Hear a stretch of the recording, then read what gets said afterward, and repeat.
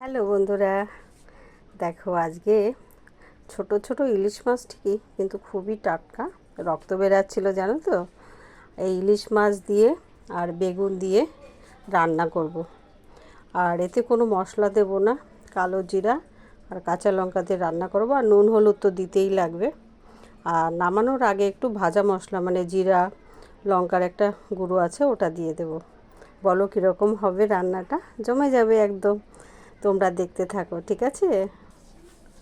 কালো জিরা আর লঙ্কা ফোড়নে দেব।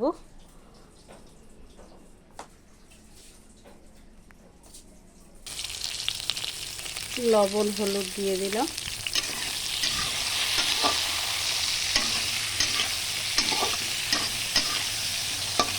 একটু হালকা ভেজে জল দিয়ে দেবো।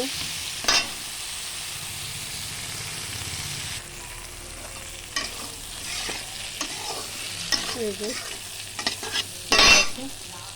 এবার মাছগুলো দিয়ে দেবো ওর মধ্যে।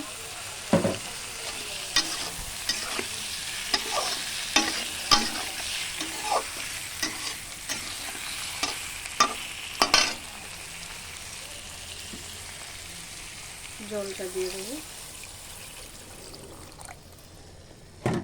একটু ঝোল ঝোল হবে।